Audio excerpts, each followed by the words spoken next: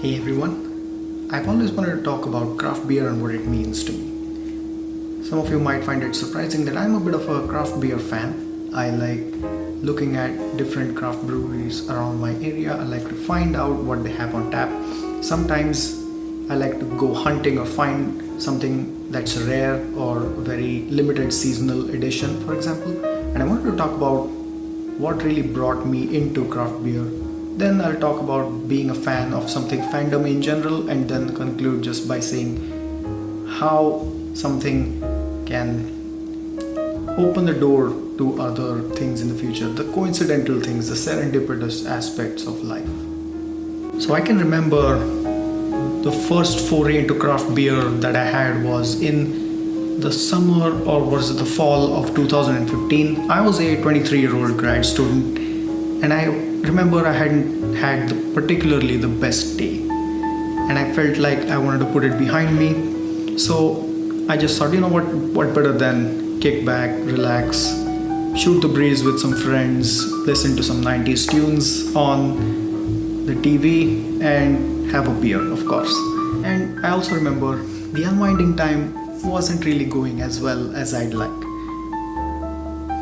The music, the 90s music that I talked about, was Bobby Deol, because one of my friends thought it would be funny to put on Bobby Deol because it would be funny in an ironic way, but it really wasn't. The joke wasn't landing at all.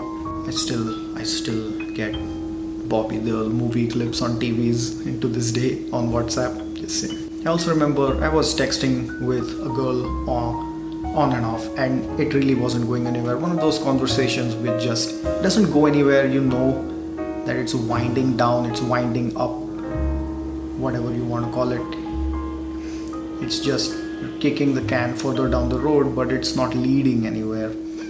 So that was the second thing that was on my mind, like what, this is not unwinding time, not going very well. But the third thing I mentioned, the beer, right? The beer in question was a Corona, and right off the bat, no lime. But I thought, it's fine, everything's gonna be fine. Grad school is a stressful time, not having good tunes on the TV. This conversation isn't going anywhere, but this will help me unwind and relax just a little bit. And tomorrow will be another day. But as I took a sip of that beer, I realized that it had gone bad. It was a skunked-out Corona. And that was just the cherry on top, just the pièce de résistance, the final straw that broke my back, that really turned that night into something just completely, something I'd like to forget. And as I was in my room that night, thinking about what I should do, I felt like I need to make a change. I thought about the TV, I thought, there can be something better than this. I thought about the conversation I was having on my phone. I thought, there should be something better than this. And then I thought about the beer that I had in my hand that day. And I thought, there has to be something better than this. So that's where I decided to start. That began my foray into craft beer. I started Googling the different kinds of beers out there, and I started doing more and more research. I found there were local breweries near me, and I decided to pay them a visit. I started doing these kinds of things, and slowly but surely I started getting into the craft beer scene, so to speak. I watched videos online about the process of making beer. I went into the local breweries, talked to the staff over there, tried to get to talk to the brewmaster just to see what they had. I wanted to find out their process, their inspirations, things of that nature. I also had a spreadsheet at one point where I wrote down all my thoughts and my notes on beer. Until very recently I kept updating it, but I just haven't had the time. All this makes me think about how you go from having a cursory knowledge of something and then slowly turn into an enthusiast. The enthusiast space in general.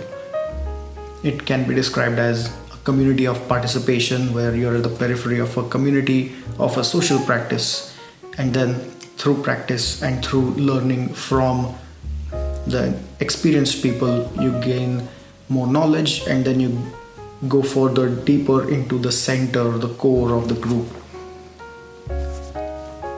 And not to bore you guys with some socio-technical stuff, I just thought it was very interesting how I had zero clue about any of this to begin with. And as I moved forward, I started learning about the history of beer, the different kinds, the geographical aspects of it, the Reinheitsgebot or the law of purity, where you could only have 4 ingredients, and then how that changed the history, so on and so forth. Just these different aspects about beer, how it's made, where it's made, and why people prefer particular kinds of beer over others, and so on.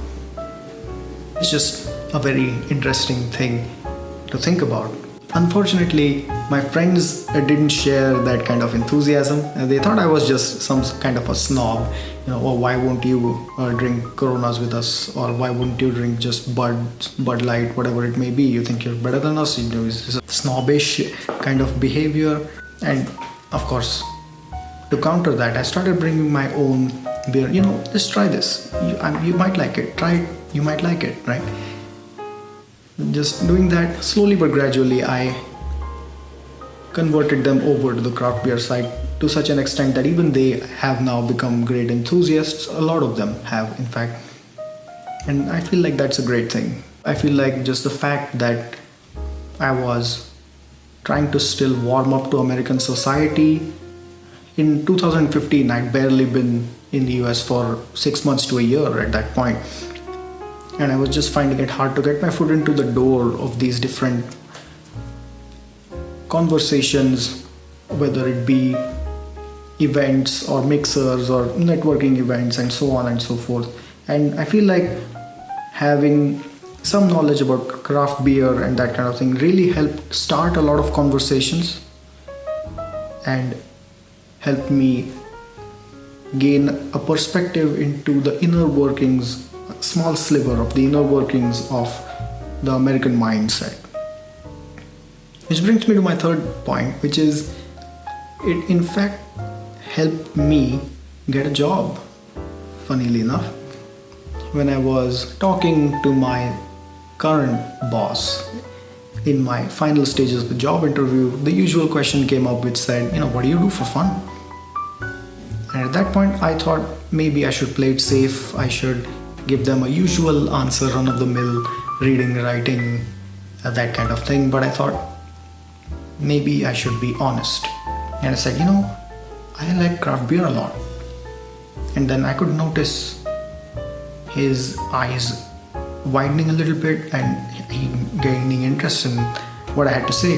And we ended up having a 5 to 10 minute conversation just about craft beer and these different aspects of it. And I feel like that really helped me become a unique person in his mind, or become more personable instead of just being a cookie cutter, run-of-the-mill, same old kind of guy. And I feel like that's great.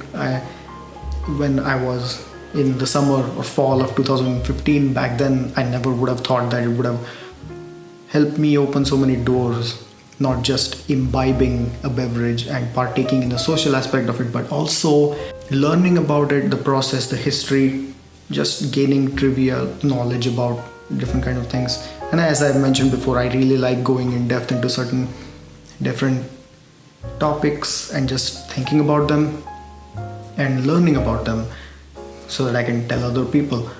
Just the serendipitous nature of life. And you never know what you do now and how it will affect the future. That's a very interesting thing to think about. I'd like to conclude by quoting or misquoting Benjamin Franklin. I believe this is often misattributed to him, but it's a good quote nonetheless.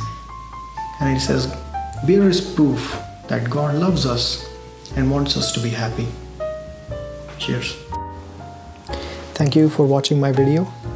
If you want to hear more about my experiences in my brief time in the United States, please subscribe to my channel or subscribe to one of my social media feeds I'll post whenever I have a new video.